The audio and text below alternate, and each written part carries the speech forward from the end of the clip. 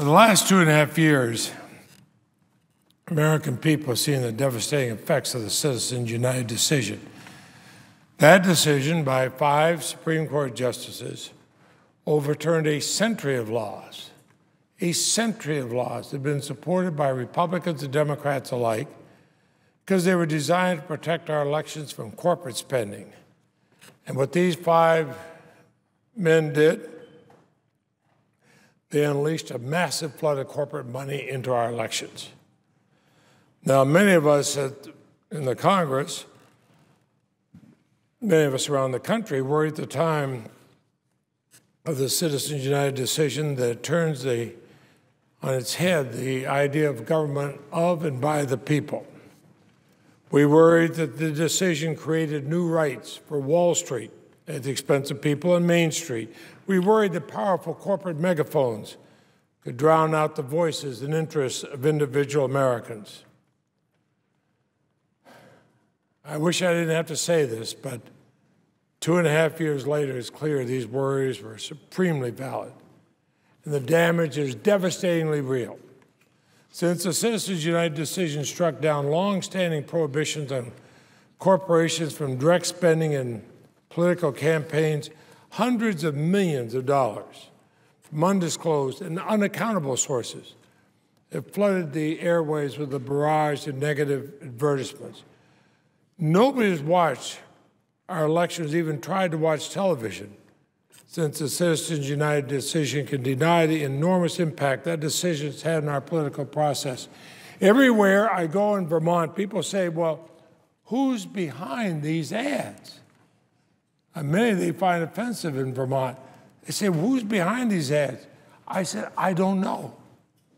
They say, well, you're a United States Senator. You mean you don't know? I said, no, because the Supreme Court has allowed people to hide who's paying for them, even though they're doing it to advance their economic interests, often to the exclusion of everybody else's.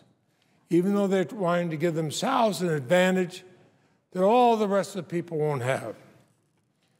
And nobody who is trained to hear the voices of the voters lost among the flood of noise from super PACs can deny that by extending First Amendment rights in the political process to corporations, the Supreme Court put at risk the rights of individual Americans to speak to each other and, crucially, to be heard. Corporations are not people. Corporations are not the same as individual Americans. Corporations don't have the same rights, the same morals, or the same interests. Corporations cannot vote in our democracy. We could elect General Eisenhower as president, but General Electric and General Motors can't serve as president. But if you go to the logic of these Supreme Court decisions, it virtually says, let's elect General Electric or General Motors as president. Nor is the fact these are artificial legal constructs meant to facilitate business.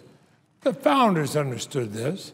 The founders knew we were not going to allow corporations either to vote or to take over our electoral process.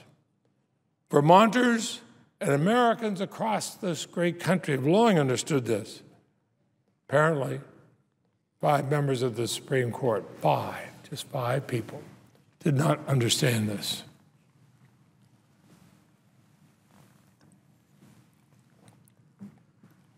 Like most Vermonters, Republicans and Democrats alike, I strongly believe that something must be done to address the divisive and corrosive decision of the Supreme Court and Citizens United.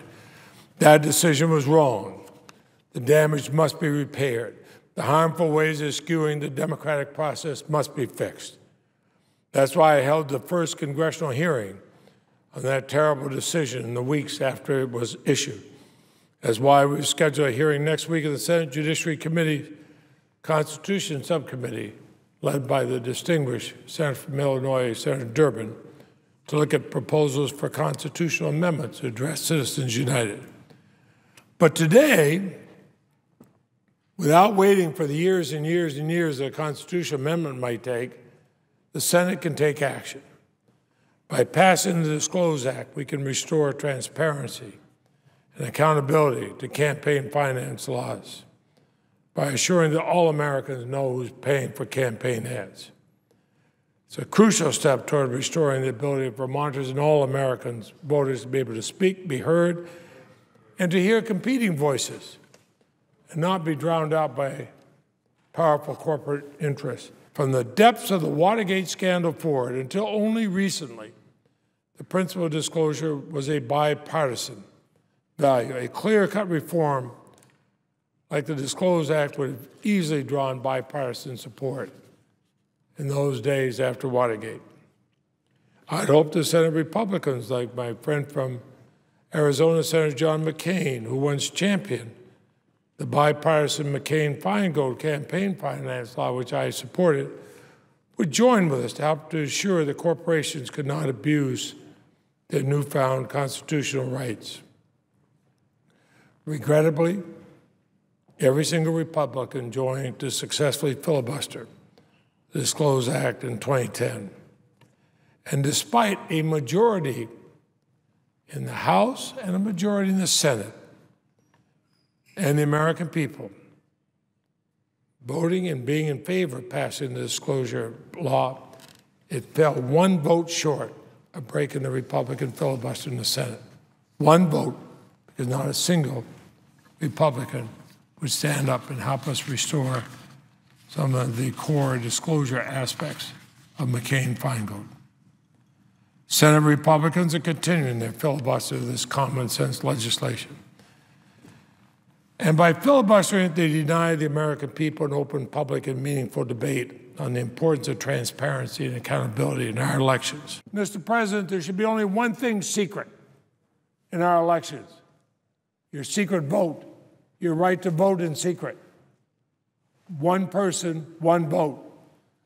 But nothing should say that there should be a powerful, hidden, secret hand overwhelming the voters of America in telling them how they should vote.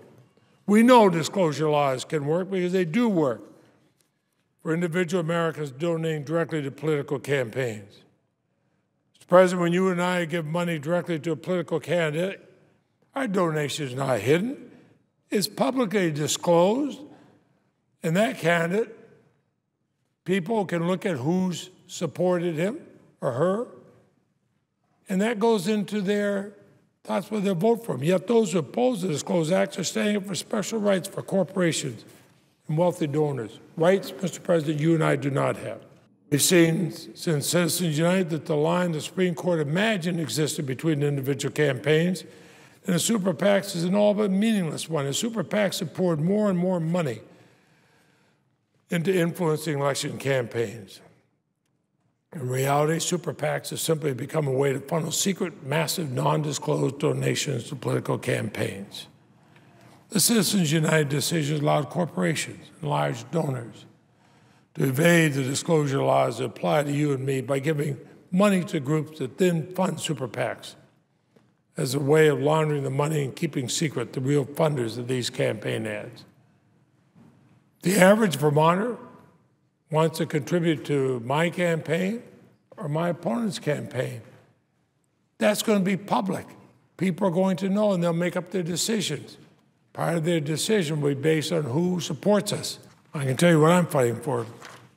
Too many Vermonters and other Americans still looking for work.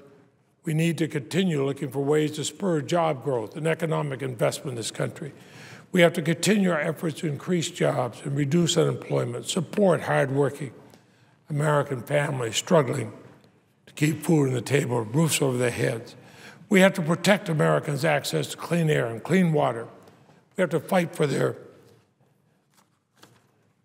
economic security. So we'll keep on fighting for those things.